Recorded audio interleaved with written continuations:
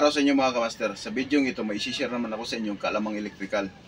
Ang gagawin po natin ay gagawa tayo ng control, motor control na ang papaganahin natin ay 3-piece na motor na ang supply ay single piece.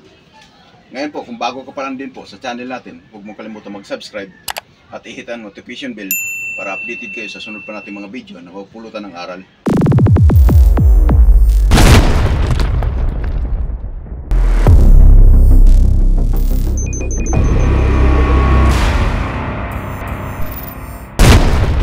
Mga master, wag na natin patagalin. Ipakilala ko rin po sa inyo yung mga materials na gagamitin natin. Ito po ay kailangan natin ng push button, dalawa, stop at saka start. Ngayon po, kailangan po rin naman natin ng contactor at saka overload. Tapos may isa rin po tayong contactor, balik dalawang contactor po ang gagamitin natin. Ito pong contactor na itong master, gagamitin natin sa starting capacitor.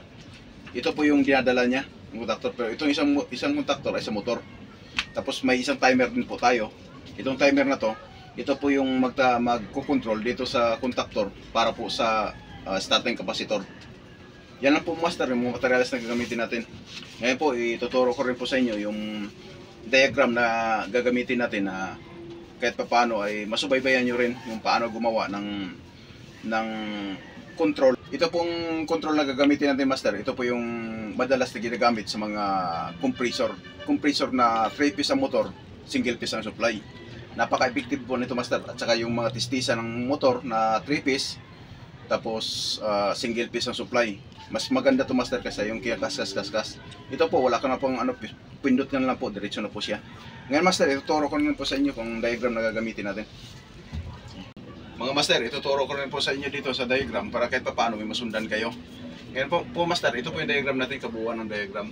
Ngayon po isa-isahin ko po dito kung saan po dito sa contactor na to para kahit pa paano ma-perform nyo talaga ng ayos. Ngayon po master, dito tayo mag-umpisa sa line 1. Ito po master, itong line 1 na to, ito po yun master. Line 1, line 2, line 3. Ngayon po, kasi single piece po yung supply natin, kahit saan po dito sa dalawa, gagamitin natin. Ngayon po, mula sa line 1, ito po yun master, line 1. Mula sa line 1, diretso po tayo sa stop. Stop master, ito po yung naka-normally close. Ngayon po, yung stop na push button to master, itong stop na push button master, ito po yun. Ito po yung push button na stop natin.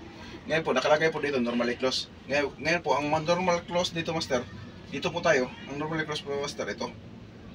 Ito po. Dito na po tayo master. Tapos ngayon, sa kabilang normally close master, ito po yun siya. Tapos ngayon, diretso tayo sa start na push button. Ito po yung start na push button natin master, ito. Ngayon po, sa start na push button master, ang nakalagay dito, normally open. Kaya, ito master, ang normally open ito po. Sa baba, itong dalawang terminal na to. Ngayon po, mula dito sa normally open, diretso po siya sa normally open ng contactor 13. Ngayon master, ang normally open na contactor nito master, ito po yun. Kung mapansin nyo, ito po yung normally open natin. Tapos ngayon, pagdating dito master, yung kabilang terminal nito master, ito po, yung kabilang terminal nito sa push button na start, ito po, diretso po to sa 14. Ito po yung 14 natin master, ito. Mula po dito master, mag-wiring po tayo, diretso po tayo dito. Tapos ngayon, dito na tayo master sa number 14, dito na po tayo, number 14. Diretso po tayo sa A1. Magnetic coil po ng contactor natin na isa. Ito po yung sa motor control natin. Magnetic coil A1. Ito po. Ang A1 natin master, ito po yun. Kung mapansin, ito po yun. A1. A1 natin. Dito na po tayo sa A1. Tapos ngayon master, sa kabilang coil master, ito. Ngayon po master, ito po yun. Lagyan natin ng wire tong ito na to. Tapos diretso po tayo sa 9596 na overload. Ang 9596 na overload master, ito po yun. Ito po yung kabuuan ng overload natin. Ang 9596 master, ito pong dalawa. 9596. Ngayon po master, mula sa ito, mula po dito, diretso po sa 95. Mula sa ito, mag-wiring tayo, diretso sa 95. Dito po. Tapos ngayon, sa kabilang overload master, 96, ito po yun. Diretso po sa line 2. Mula sa 96 master, diretso po sa line 2. Ito po yung line 2 natin master. Ito po. Ngayon po, na-explain ko na po itong side na to. Itong side na to. Ngayon po, dito po tayo sa timer. Sa timer natin master, kung mapansin nyo, ito po yung timer natin. Sa timer natin master, may socket po tayo. Ito po. Ito po yung socket natin. Kung mapansin nyo master, ito po yung socket natin sa timer. Ngayon po master, dito na po tayo. Mula sa E1 master, E1 na supply, pwede rin po sa 13. Didiretso po tayo sa 7. Kung mapansin nyo master, ito po yung socket natin, ito po yung socket natin. Kung mapansin nyo master, yung 7 nito, ito po. Mula po sa 14, didiretso po tayo, mag-wiring po tayo, diretso sa 7. Tapos ngayon master, sa timer ito master, pagdating sa kabila master, number 2, ito po, line 2. Number 2. May makikita kayo dito master na number 7 at saka 2 sa mismong socket po ng timer. Ngayon po, pagdating sa number 2 master, ito, number 2, didiretso po sa 95 ng overload. Ito po, didiretso. Mula sa number 2 master, didiretso po sa 95 dito po. Dito na po tayo. Tapos ngayon master, kung mapansin nyo, sa baba na tayo. Mula sa 7 master, ito yung 7 master sa timer. Ito yung unang terminal po, ito yung unang terminal. Mag-jumper tayo ng wire master papunta sa 8. Ito master, 7. Mag-jumper tayo ng wire dito papunta sa 8. Ito po yung katabi niya ay 8. Number 8. Kung may makikita kayo dyan master sa socket na to, may nakalagay dito number 8. Ito po. Mag-jumperan lang po natin ng wire to, number 8. Lagyan po natin ng supply. Tapos ngayon po, naka-jumper na tayo sa number 8. Ito po, ang normally close nito master sa timer ay 5. Ito po sa pangalawang terminal po, ito po yung number 5. May mapansin rin po kayong number dyan, 5, 6, yan po. Number 5 po tayo mag-wiring master, dito na po tayo. Kasi normally close po ang kailangan natin dito. Yan, 5 po. Mula sa 5 po, mula po dito sa 5, didiretso po tayo sa A1 ng contactor na isa. Ito po master, sa isang contactor na po tayo na i-control natin yung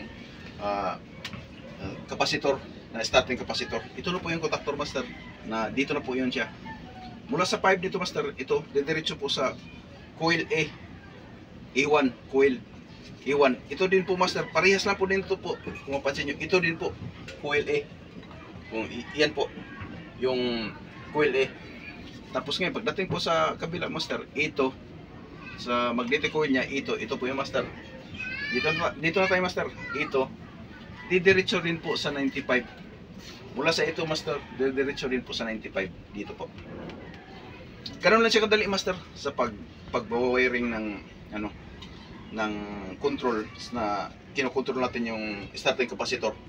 Gamitan po natin ng starting contactor kasi malakas po kasi yung nito master sa capacitor, malakas yung contact point kaya madaling mag-iinit yung kaya gamitan natin yung contactor. Yan po ang kinokontrol natin master. Yun lang po master, ang pag nito. Mag-wiring na po tayo.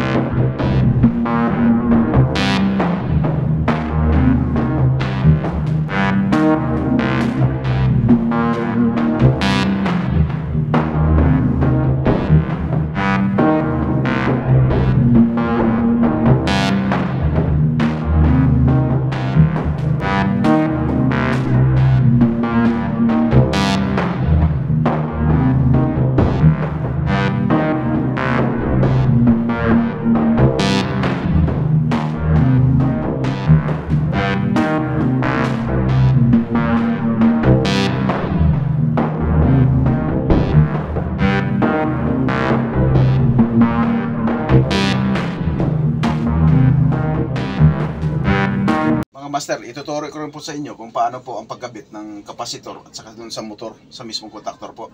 Ito yung first contactor natin. Ito yung pangalawang contactor. Ngayon po, kung mapansin nyo, may sa contactor, sa taas ng contactor, ito po, may line 1. Kasi single piso yung supply natin, line 1, line 2. Tapos ngayon, sa motor din po, kung mapansin nyo, ito po yung motor natin. Dito tayo mag-connect ng isang linya natin sa motor, ito pangalawang linya. Tapos ngayon, yung kabilang linya master ng motor na 3-phase natin, kung mapansin nyo, ito yung isang contactor natin na kinokontrol ng timer. Ngayon po, ang ginagamit po natin dito ay starting capacitor. Ito po yung kailangan natin master kasi para makuha natin yung RPM mismo nito bago papatayin niya. Kasi pag hindi po makuha niya yung RPM niya, yung mismong ikot niya, automatic po, magsisingle piece po to, uugong po to. Kaya ito po master, ito yung kung mapansin nyo, mula sa line 2 po, maglagay po tayo ng supply papunta po dito sa line side ng contactor na isa. Tapos ngayon po, dito naman sa baba po ng contactor sa load side, ito po yung connection sa capacitor. Tapos capacitor master na starting capacitor. Tapos ngayon po, pagdating po dito, didiretso po to sa isang linya ng motor. Kaya 3-piece yung motor master, single piece yung supply natin. Ganun lang po siya kadali master kung susundan nyo lang po yung diagram na ginawa ko. At saka po yung kung depende din po sa laki ng motor natin, ang gagamitin natin is ating capacitor. Ganun lang po master, ititesting na po natin. Tapos na po natin ang wiringan, yung single piece na supply natin, tapos 3-piece yung motor na papaganahin natin. Ngayon po, i-start na po natin, i-on po natin yung breaker. Ito po yung push button natin, stop, start, push button, itong timer, ito yung timer natin, ito yung contactor natin na nag-ano sa capacitor. Ito po, i-start na po natin. Ito yung 3-piece po master, single piece yung supply natin. Ito po. Yan po. Kung mapansin nyo master, kung kukuhanin natin yung amperahe nito ay nasa 1 point something ng master. Yan lang po. Ganun lang po kadali master yung pag-ano nito, pag-wiring ng single piece to 3-piece. Kung ito master nagagamit to sa mga nagagamit to sa mga yung mga compressor na 3-piece yung motor, tapos single piece yung supply. Yun po master, pag halimbawa 3-piece yung motor, halimbawa malaki yung motor, halimbawa 5 HP, gagamitan po natin ng malaking kapasitor yun. Kasi kailangan talaga niyang babatakin yun. Yun yung magbabatak ng kasi kung wala talaga, kung maliit lang, hindi po kayanin. Yung mga tistisan, yun po ang natin. Ganun lang siya kadali master. Ang ko lang sa inyo, sundin nyo lang po yung diagram na ginawa natin. At saka, baybayin nyo lang yung isa-isa yun. Automatic talaga, 100% na ma-perform nyo maigi yung ginawa natin ng single piece na supply, 3-piece yung motor. Ito po master, ganun lang siya kadali. Yun lang master. Umaangat to, yun. Yung amperahe natin, kaya nakukuha natin yung amperahe nito master. Kailangan susukatin talaga natin kasi para malaman natin kung nahirapan ba ang motor o hindi.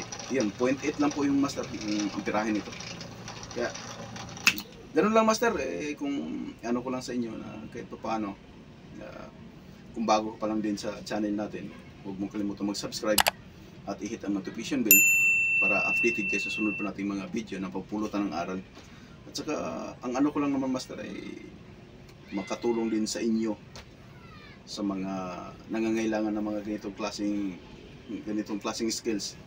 At saka, paano na rin ako master, patulong na rin, pakishare na rin din sa video natin na kahit pa paano nakakatulong tayo sa iba na nangangailangan din ng ganitong skills. At saka, yun na nga, lagi kong sinasabi master na tayo ay nanggaling sa walang kaalaman. Kaya, kung magkaroon man tayo ng alam, hindi natin dapat din sa ating sarili na kahit paano makatulong din tayo sa iba na nangangailangan. Kaya pakishare na lang master. At saka kung masaya sila na tulungan natin, masaya rin tayo. Hindi, lahat tayo happy.